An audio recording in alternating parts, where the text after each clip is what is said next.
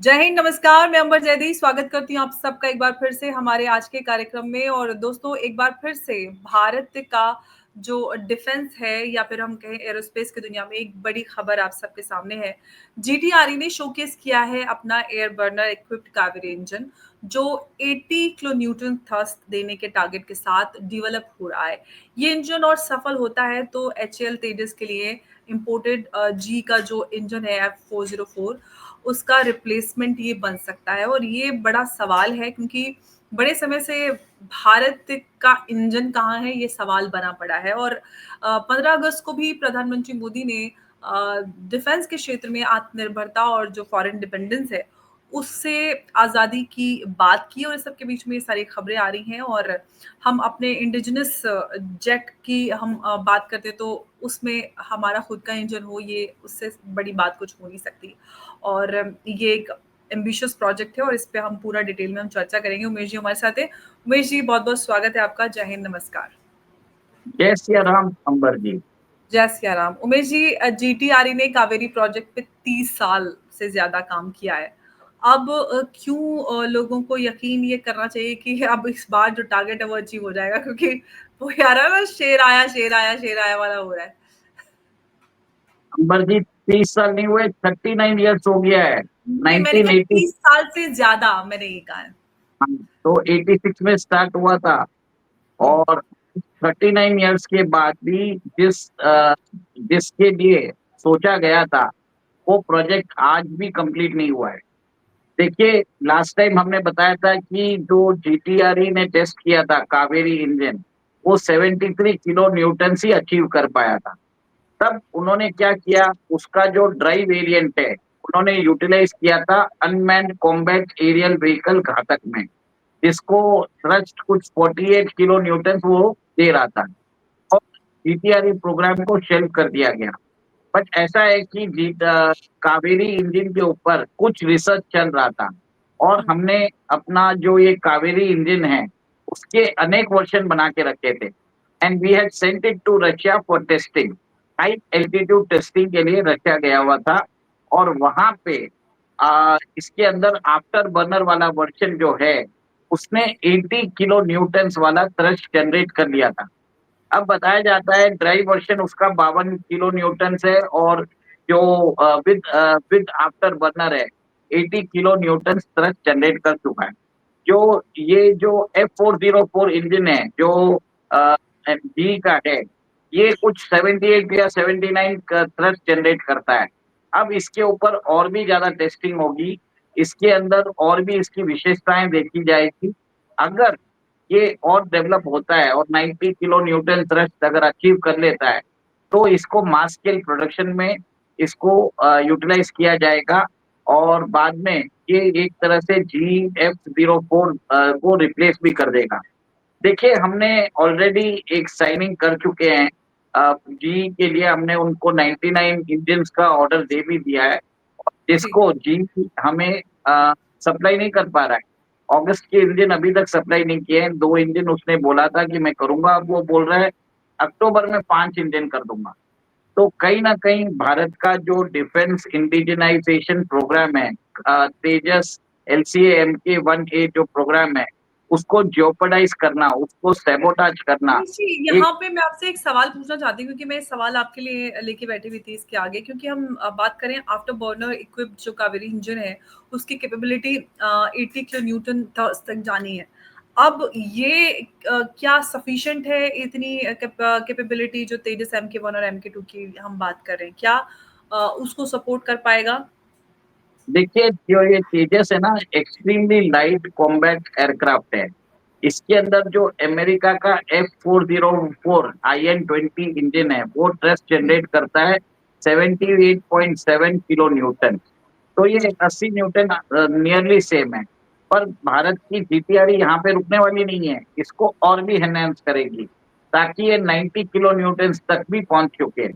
देखिए, अभी ऐसा हालत है कि भारत के अंदर जो मिग है, MIG है, उसको रिटायर कर दिया है। मतलब आज या कल में रिटायर हो चुके हैं। और अभी हमारी स्क्वाड्रन स्ट्रेंथ है 29।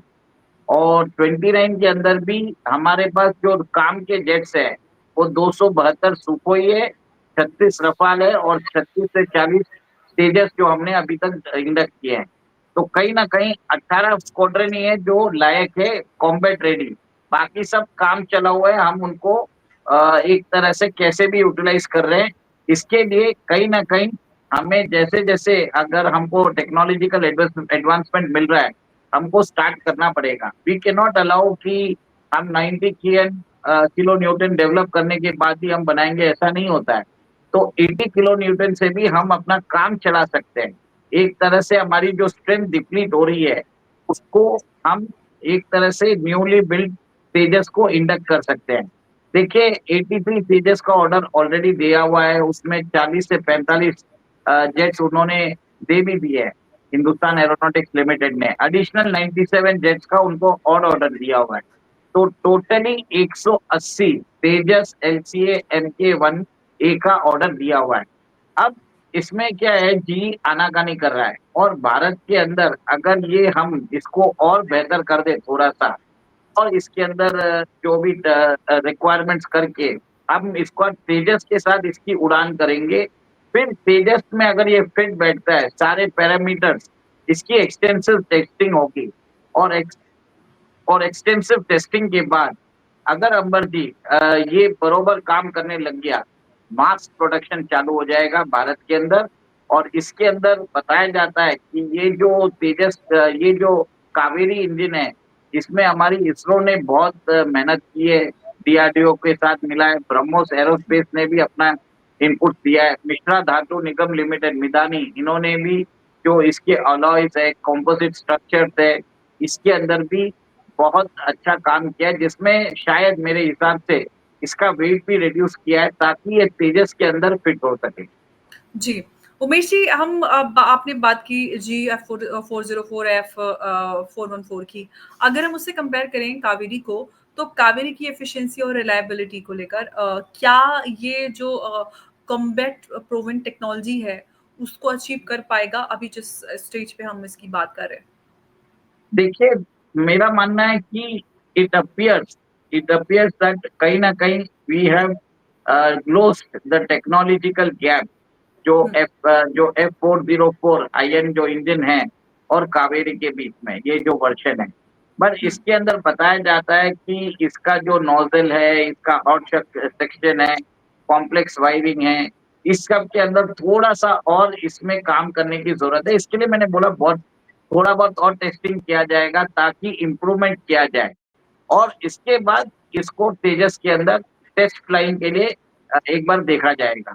और अगर हुँ। तेजस के अंदर ये बरोबर काम करता है अंडर ऑल गिवन कंडीशंस, तो मान लीजिए इसका मास प्रोडक्शन चालू हो जाएगा। और बताया जाता है कि आफ्टर बर्नर जो है, it is designed to withstand handle extreme temperatures. और एक तरह से ये एक तरह से आप बोलिए जीटीआरई ने जो बताया जाता है, हमने जैसे पिछले बार भी प्रोग्राम किया था जिसमें हमने खुद ही बोला था कि शायद ये प्रोग्राम बंद हो गया है, वैसा नहीं है। भारत ने इसके बहुत सारे वेरिएंट्स बना के रखे हैं और हुँ, आगे जाके इसके अंदर कंटिन्यूअस इम्प्रूवमेंट होगा। और अभी 80 है तो 90 होगा, 90 है तो 100 होगा, 100 है तो 120 होगा, 120, 140 ये पहले भी चलता रहेगा। जो सैफ़्रॉन हमें टेक्नोलॉजी देगा, आगे जाके शायद ये प्रोग्राम को सैफ़्रॉन के साथ इंटीग्रेट भी कर सकते हैं। This is a possibility. जी। उमेश जी, अगर हम बात करते हैं डीआरडीओ और जीटीआरई की, तो बार-बार डेडलाइन मिस की है जीटीआरई और डीआरडीओ ने। इस बार हम इस प्रोजेक्ट को मिशन मोड में क्या आते हुए गारंटीड देख पाएँगे? अभी डायरेक्टली ये लोग रिपोर्ट कर रहे हैं पीएमओ को। जब प्राइम मिनिस्टर को रिपोर्ट करना पड़ता है तो काम करना पड़ता है, चाबुक उधर से चलेगा। ऐसा नहीं है कि बाबू अपनी सैलरी लेके हमारे देश को जो बेवकूफ़ बना रहे थे 38 साल से, अब नहीं कर पा रहे। यही डिफरेंस है। मैंने पहले भी बोला था जब हम इसरो की क्रायोजेनिक इंजन टेक्नोलॉजी बना सकते हैं, जिसमें स्पेस रॉकेट्स को हम छोड़ सकते हैं 36,000 किलोमीटर दूर स्पेस के अंदर, तो हम ये फाइटर जेट इंजन क्यों नहीं बना रहे? तो कहीं न कहीं एक तरह से लापरवाही चल रही है डीआरडीओ और जीटीआरई में। ये लगता था कि मुझे इच्छा शक्ति नहीं है या शायद वेस्टर्न एजेंसीज़ ने हमारी जो रिसर्च एस्टेब्लिशमेंट के साइंटिस्ट है, उनको कहीं ना कहीं कॉम्प्रोमाइज कर दिया होगा कि कोई आदमी उसको काम करने नहीं दे रहा होगा। पॉसिबिलिटी है, क्योंकि अगर हम नहीं डेवलप करेंगे तो ही बाहर वालों को कॉन्ट्रैक्ट मिलेगा। तो ये जी। एक तरह से दिस इज अ पॉसिबिलिटी। मैंने ये नहीं बोला है कि ये है, हो सकता है, पर 38 साल अगर आपको पैसा मिलता रहे और काम नहीं हो तो हुँ। क्या रीजन हो सकता है? ऑब्वियसली ये पैरामीटर्स पे और बात 30 अपने आप साल में जाएगी। जनरेशंस बड़ी हो जाती हैं, 2 जनरेशंस आप निकाल सकते हैं। लेकिन अब हम बात करते हैं भारत की। भारत की अगर हम बात करते हैं तो इकोसिस्टम को लेकर मैं आपसे सवाल कर रही हूँ कि जिस तरह के डेवलपमेंट और जो मिशन और टारगेट्स प्रधानमंत्री मोदी के मुँह से हमने सुने 15 अगस्त को लेकर, हम metallurgy, precision technology, high and जो टरबाइन टेक्नोलॉजी है, उसमें अभी हम कहीं न कहीं वेस्ट और जो रशिया है, जो बड़ी इस तरह की ताकतें हैं, उनसे अभी भी पीछे नज़र आते हैं। आपको लगता है कि अभी इकोसिस्टम तैयार हो गया है या हम उस तरफ पहुँच रहे हैं? देखिए, हमारे यहाँ पे इकोसिस्टम ऑलरेडी था। देखिए, पावर पीटीसी इंडस्ट्रीज करके एक है, लखनऊ हुँ, की फर्म है। वो हुँ, टाइटेनियम कास्टिंग्स बनाती है। वो ऑलरेडी वर्ल्ड के जितने भी जेट इंजन हुँ, सप्लायर्स है, भले ही बोइंग हो, सेफ्रॉन हो, ब्रैटन, व्हिटनी हो, सबको हुँ, सप्लाई करती है। हमारे पास डोमेस्टिक कंपनी मिदानी भी है।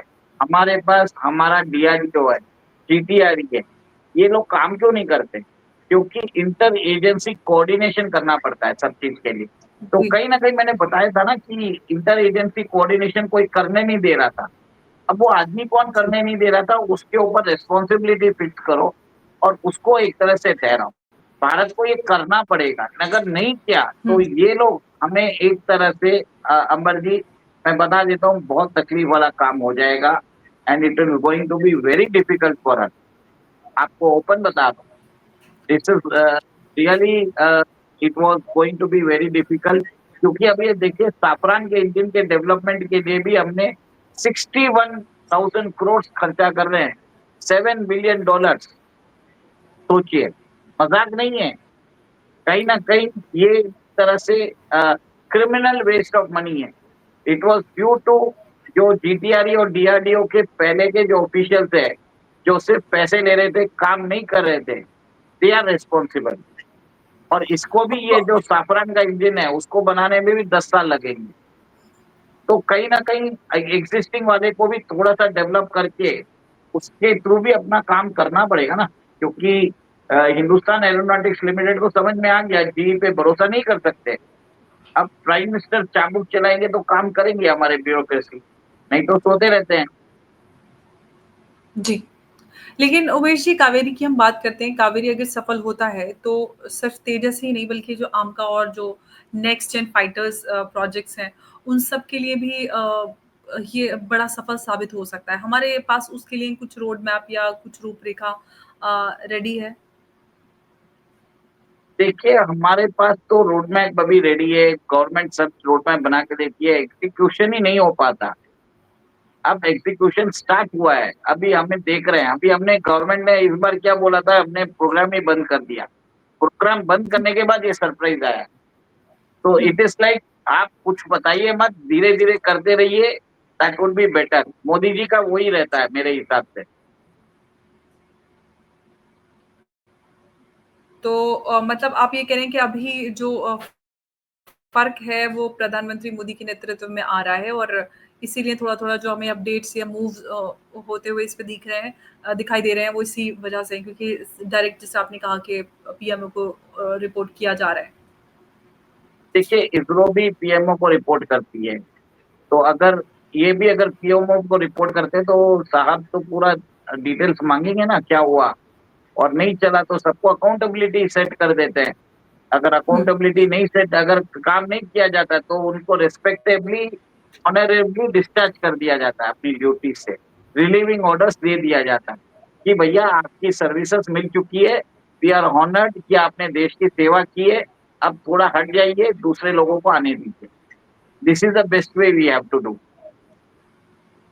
अब हम बात करते हैं कि कावेरी सफल होता है तो कितना बड़ा ये हम कहें कि गेम चेंजर के रूप में देख सकते हैं, साबित होगा या नहीं होगा? हमारा एक्सपोर्ट जो पोटेंशियल है तेजस का, हम उसको एक्सप्लॉइट कर सकते हैं, क्योंकि पिछले कुछ 2-3 टेंडर में हमने तेजस को भरा भी था। साउथ कोरियन फाइटर था उसके अगेंस्ट, पर वो इजिप्ट हो, इंडोनेशिया हो, सब लोग साउथ कोरियन फाइटर जेट ने बाजी मार ली थी, क्योंकि साउथ कोरियन फाइटर जेट के भी जीई F404 इंजन ही यूज कर रहा था, और जो साउथ जी। कोरियन जेट बनाने वाली कंपनी है उसमें जी का 50% स्टेक है। तो कहीं ना कहीं जी ने जानबूझ के हमारा जो तेजस का जो फाइटर जेट इंजन प्रोग्राम है उसको भी सैबोटाज किया। कावेरी इंजन को भी कहीं न कहीं मेरे ख्याल से विदेश से सैबोटाज कराया गया, ताकि तेजस को हम एक्सपोर्ट रेडी ना बना सकें। तो एक्सपोर्ट पोटेंशियल बहुत बढ़ जाता है। जी, बिल्कुल ये आपने एक बिल्कुल सही कहा। इनफैक्ट ऑपरेशन सिंदूर के बाद ही भारत का जो एक्सपोर्ट डिमांड्स हैं, वो 50% तक बढ़ी हैं। अगर कावेरी में सफलता साबित होती है, तो ऑफ़ कोर्स आपने कहा कि एक्सपोर्ट पोटेंशियल जो है, वो तो भारत का है ही। और भारत के जो सबसे बड़ी बात है कि जो एम्यूशंस हैं, वो काफ़ी एफ़िशिएंट हैं, कॉस्ट इफ़ेक्टिव हैं। तो ऐसे में बड़ी जो ताकतें, उनको भारत तो टक्कर दे सकता है। देखिए Ambar ji, LCA Tejas MK1A can even जो F16 है उसको भी लॉक कर सकता है, और ये 500 से 600 करोड़ रुपए में आ जाता है। सबसे चीपेस्ट वर्जन है with reliable weaponry, weapon systems, India का इंडिजिनाइजेशन सपोर्ट, सब चीज आ सकता है। सबसे बड़ा हम वहाँ पे मार्क कर रहे थे 2 चीज़ों में, एक तो इंजन और एक था हमारा जो मार्टिन बेकर का फ्लाइट इजेक्शन सिस्टम, ये हुँ। फ्लाइट सीट इजेक्शन सिस्टम, इन दोनों के अंदर हम मार्क कर रहे थे। तो कहीं न कहीं हम इस दोनों चैलेंजेस को एड्रेस कर रहे हैं। दोनों चीज़ अगर इंडिजिनाइजेशन हो जाता है, हमें हुँ। किसी की ज़रूरत नहीं है, किसी की परमिशन लेने की ज़रूरत नहीं है। हम अर्जेंटीना को भी बेच सकेंगे, हम ग्रीस को भी बेच सकेंगे, हम इजिप्ट को भी बेच सकेंगे अपना तेजस। बिल्कुल, बड़ा पोटेंशियल भारत के डिफेंस क्षेत्र में नज़र आता है। भारत ने काफ़ी तरक्की की है, और प्रधानमंत्री मोदी अभी और पूरी तरह से जो फॉरेन डिपेंडेंस है, उससे आज़ादी की बात और एक जो एक उद्देश्य लेकर चल रहे हैं, उम्मीद करते हैं कि कावेरी की सफलता के बाद उस दिशा में एक और बड़ा ये कदम साबित हो सकता है, और उम्मीद करते हैं कि ये सफल साबित हो, क्योंकि कावेरी का इंतज़ार दशकों से ये देश कर रहा है, लगभग 4 दशक होने वाले हैं। और इस पर बड़ा इंतज़ार और बड़े सवाल काफ़ी समय से रुके हुए हैं, और उम्मीद करते हैं कि आज उन सवालों का जवाब मिल जाए और ये प्रोजेक्ट सफल साबित हो, और देश को जो डिफेंस है उस क्षेत्र में पूरी तरह से आत्मनिर्भरता में ये एक नई उम्मीद और एक नया हम कहें कि एक नए माइलस्टोन की तरह ये हो सकता है। हालाँकि बहुत टाइम ले लिया, लेकिन फिर भी बहुत अहम है। इंजन्स को लेकर जो हमने देखा है कि भारत जी ने किस तरह से भारत को एक-एक करके इतने समय में रुला-रुला कर इंजन्स की डिलीवरी दे रहा है, जिसकी वज़ह से काफ़ी कुछ हमें फेस करना पड़ रहा है। तो डिपेंडेंस खत्म होगी, तो ऑफ़ कोर्स आप खुद अपनी जो सेल्फ जो इंटरनल कंज़म्पशन है, वो साथ-साथ आप एक्सपोर्ट की दिशा में भी आगे बढ़ सकते हैं। उमेश जी, आपका बहुत-बहुत धन्यवाद इस पूरी चर्चा में हमारे साथ जुड़ने के लिए। आप कुछ और ऐड करना चाहते हैं उमेश जी? बस इतना ही है नंबर जी, कि अभी देश के अंदर ये बहुत ही अच्छी न्यूज़ है, और मेरे हिसाब से आगे जाके हमें DPRE सरप्राइज़ेज़ देगी, शॉक नहीं देगी, इतना मुझे समझ में आ गया। हाँ, बिल्कुल। बहुत-बहुत धन्यवाद उमेश जी एक बार फिर से। नमस्कार, जय हिंद, जय भारत। जय सिया राम। जय सिया राम।